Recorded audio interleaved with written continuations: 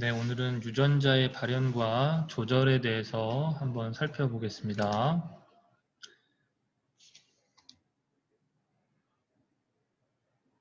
자, 우리가 이제 원핵생물과 진핵생물의 유전자 구조와 전사 조절 과정을 비교해서 확인을 했었고요. 그 다음에 이제 진핵생물의 발생과 세포 분화의 유전자 발현 조절 과정에 대해서도 알아봤었습니다. 자, 우리 몸을 구성하고 있는 세포의 유전체, DNA 염기 서열은 모두 동일합니다. 신경세포나 상피세포나 적혈구세포나 우리 한 사람 몸 안에 있는 모든 세포의 유전 정보는 동일하다. 자, 이게 어떻게 일어나는 것일까? 먼저 이제 많이 밝혀져 있는 것이 이제 원핵 생물의 유전자 발현 조절이다 이렇게 설명했었죠. 그래서 대표적으로 우리 대장균에서의 저당 오페론이라고 하는 걸 얘기했어요. 여기 이제 오페론이라고 하는 게 뭐냐라고 정의가 나와 있는데 프로모터는 아니고 프로모터입니다. 프로모터 하나로 동시에 발현이 주요되는 유전자 집단을 말한다라고 되어 있어요. 그래서 선생님이 외울 때 오프, 작구 이렇게 외우자 그랬죠. 오페론은 프로모터와 작동 부위와 구조 유전자를 일컫는 것이다. 그러니까 조절 부위, 조절 유전자는 아니에요. 포함되지 않습니다. 그래서 이제 가장 대표적인 오페론으로 저당 오페론이 소개되어 있죠, 교과서에. 조절 유전자는 억제 단백질의 정보가 있는 유전자. 이건 항상 발현된다고 그랬어요. 항상 발현됩니다. 그럼 여기서부터 이제 전사가 일어나서 그 전사로부터 특정 단백질이 합성된다라는 거죠. 그 단백질을 우리가 이제 억제 단백질이라고 부른 거예요. 그 이제 뒤쪽에 프로모터 RNA 중합효소가 결합하는 부위죠. 이 작동 부위가 이제 이 억제 단백질이 붙는 부위입니다. 이 저당이 없을 때는 이 억제 단백질이 작동 부위에 결합을 해서 프로모터 자리에 RNA 중합효소가 붙는 것을 방해한다 그랬습니다. 그런데 저당이 있을 경우에는 포당이 없이 저당이 있는 경우에는 저당 유도체, 저당 유도체가 이 억제 단백질에 결합을 하게 되면 이 억제 단백질의 구조가 변화가 돼요. 억제 단백질의 입체 구조가 바뀌어서 이 작동 부위에 결합할 수가 없는 거죠. 작동 부위의 결합 부위에 인식할 수가 없는 거죠. 그러면 이제 자유롭게 프로모터 자리에 RNA 중합체가 결합을 하여서 뒤에 보시는 구조 유전자에서 전사, 번역이 일어나 우리 저당 분해 요소 관련된 단백질들이 합성된다. 이렇게 보시면 되겠습니다. 여러 유전자가 하나의 프로모터로 조절된다. 이런 것을 우리가 오페론이라고 하죠. 자, 여기는 RNA 중합효소가 결합하는 부위고요. 여기는 억제 단백질이 결합하는 부위고요. 저당 이용에 관련된 효소의 정보가 들어있는 유전자다. 이렇게 보시면 되겠습니다. 자, 그래서 말씀드렸던 것처럼 저당이 없을 때는 이 억제 단백질이 작동 부위에 붙습니다. 그래서 RNA 중합효소가 프로모터에 붙는 걸 방해하고 있어요. 됐죠? 그런 거고요. 대신에 이제 저당이 있을 때는 포당 없이 저당이 있는 경우, 자, 아까는 이제 포당이 있는 경우죠, 그죠? 저당이 없을 때와 있을 때를 비교해 보시면 억제 단백질이 있는데 저당 유도체가 붙습니다. 그러면 억제 단백질의 구조가 바뀌었죠? 그러면 작동 부위에 결합을 못하게 생겼잖아, 그지? 그러면 이제 RNA 중합효소가 프로모터에 결합을 하고 뒤에 있는 구조 유전자들이 전사, 번역이 일어난다. 이렇게 보시면 되겠습니다.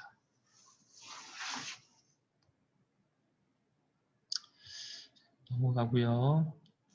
자, 이번에는 이제 진핵생물 유전자 발현 조절을 볼게요. 전사 전 조절이 있었습니다. DNA가 응축되어 있으면 전사가 일어날 수 없기 때문에 일단 응축이 풀어져야 됩니다. 응축을 푸는 단계를 탈응축이라고 해요. 염색질이 풀어진다. 뭐 이렇게 우리가 얘기했었죠. 그 다음에 전사 조절에는 이 시기가 중요한데 다양한 조절 단백질. 우리 조절 단백질을 뭐라고 불렀습니까? 전사인자. 여러 종류의 전사인자가 전사 단계에서 필요하다 그랬어요. 전사 후 조절은 이제 처음 만들어진 RNA에 단백질 비암호화 부인 인트론을 제거하고 단백질 암호화 부인 엑손만을 남기는 그러한 과정이 있다고 그랬죠. 그래서 넘기거나 양쪽 끝부분을 변형해서 양쪽 끝부분을 변형하는 것에 대한 구체적인 설명은 우리 생투 교육과정이 아니라서 넘어갔고요. 우리는 그냥 처음 만들어진 RNA에서 단백질을 비암호화하고 있는 인트론 부위를 제거하고 단백질을 암호화하고 있는 엑손 부분만 남기는 과정, 이걸 전사후 조절이라고 불렀습니다. 그 다음에 이제 이렇게 이제 완성된 RNA가 핵공 밖으로 나오죠. 핵공 밖으로 나와서 이제 번역을 하게 됩니다. 어디서요? 리보솜에서요. 그쵸? 그래서 뭐 번역 조절도 있고 번역 후 조절도 있는데 이건 저희가 자세하게 알아보지 않았죠.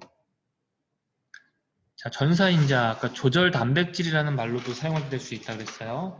그러니까 우리는 보통 전사 촉진 전사인자를 많이 이야기했죠. 근데 이제 억제하는 조절 단백질도 있다라는 거, 그 정도만 좀 상식으로 알아두시면 되겠고요. 다양한 전사인자가 RNA 중합효소와 함께 DNA 프로모터 부위에 결합하여 전사기시 복합체를 형성해야 됩니다. 그래서 이게 이제 여러분들 그림으로 보시면 여기 이제 다양한 종류의 전사인자가 있잖아요. 이 전사인자 중에 하나만이라도 합성되지 않으면 어쨌든 단백질이니까 얘도 이제 유전자의 발현에 의해서 만들어지는 거 아니겠어요?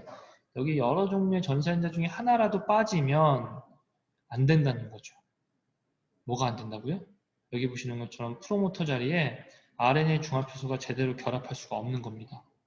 그래서 이 RNA 중합효소와 여러 종류 조절 단백질, 전사인자들이 함께 이 프로모터 자리에 결합하여 있는 이 모습, 이거를 전사 개시 복합체다 그래요. 이게 형성되어야 이 전사가 진행될 수 있다 이런 얘기죠. 그러니까 한 개의 전사인자가 아니라 여러 종류의 전사인자가 관여하고 있구나. 진핵생물의 발현 조절에는 전사 조절 단계라고 보시면 되겠어요.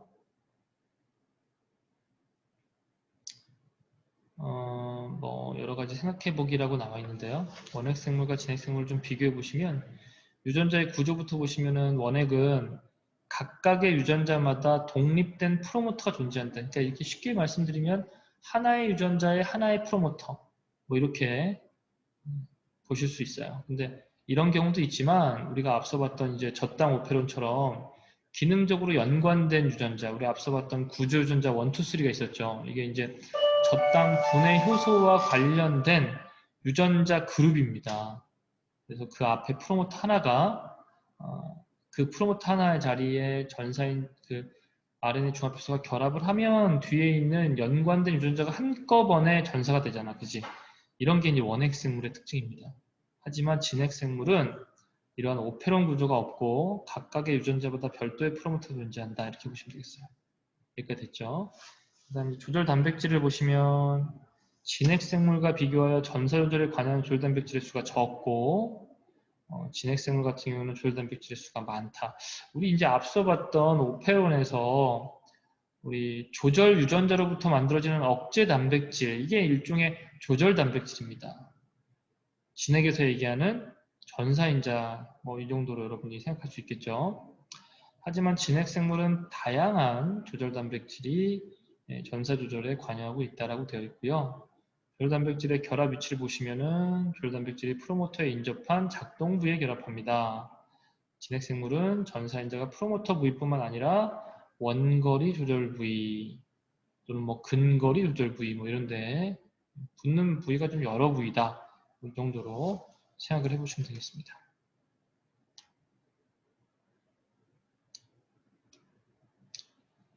자, 뭐 답을 일단 지금은 뭐 보여드리면서 얘기를 좀 해볼게요. 원핵생물은 핵이 없죠? 전사 번역이 세포질에서 동시에 일어납니다. 동시에란 말이 굉장히 중요해요.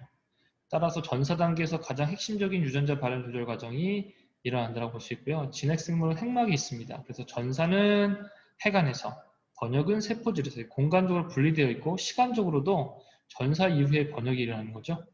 그래서 조금 더 뭐라 그럴까 단계가 있다고, 스텝이 있다고 볼 수 있어요. 그죠? 동시에 일어나는 것은 뭐 스텝이 있다라고 보기 좀 어렵죠. 근데 진핵생물은 전사가 일단 분리된 공간인 핵 안에서 일어나고 번역은 세포질에서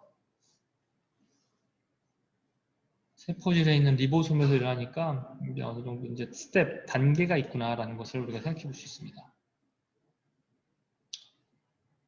자, 공통점과 차이점을 얘기해 보렵니다. 공통점이라고 하는 것은 유전자가 발현되기 위해서는 RNA 종합효소가 결합하는 프로모터가 있어야 하고 전사 조절에 단백질이 필요하다. 뭐 이런 얘기지. 자, 그 다음에 차이점은 자, 한번 읽어보실게요. 원핵 생물은 프로모터가 각각의 유전자마다 존재하거나 여러 유전자 앞에 하나가 존재하지만 우리 이제 후자를 본 거죠. 오페론 구조가 있다. 진핵 생물은 하지만 이런 오페론 구조가 아닌 하나의 유전자의 하나의 프로모터 이렇게 보시면 되겠습니다. 진핵 생물은 원핵 생물에 비해서 전사 조절에 관여하는 조절 단백질 수가 많다 그랬죠. 전사인자들이. 자, 원핵 생물은 작동 부위에 결합하지만 진핵 생물은 프로모터 부위 아닌 다른 조절 부위에도 결합을 할 수 있다는 것. 이런 얘기들을 해볼 수가 있습니다. 자, 발생과 세포 분화에서의 유전자 발현 조절인데요. 이거는 우리가